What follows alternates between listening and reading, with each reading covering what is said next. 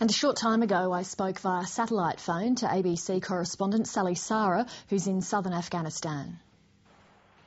Sally Sara, what's happening where you are? Well, Lee, the situation in Uruzgan province is that this morning, Afghan time, 6 positions occupied by Afghan and Australian forces came under fire and under threat. Those that came under fire had fire from rocket-hurled grenades, from rockets and also from mortars as well. No one was injured in the series of incidents, but obviously security forces here on this very important election day are still on high alert, and there's a lot of concern. How worried are Australian commanders about the threat of a bigger attack? Well, the Australian commanders were expecting that there may be some trouble on election day, and they had planned that there may be the possibility of attacks. They're obviously concerned not only for their own forces, but more particularly for the voters who've been brave enough to go out to the polls today. They're wanting to make sure that there's enough security for those people to get out and do that, go to the polls and get back home again, despite the very serious threats to their safety from the Taliban.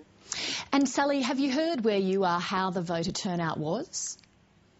It's varied in many regions. In some parts of Uruzgan, there have been voters in the dozens and hundreds at individual polling stations, but it's unclear yet as to exactly how the percentages will come out.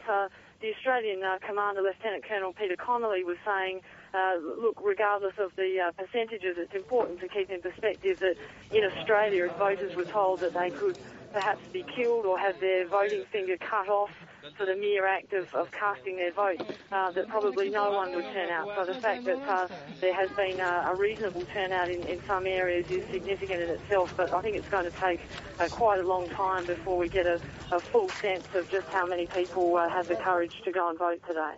Is there much of a sense of optimism among the Afghani people about this election, or are they simply too jaded by now?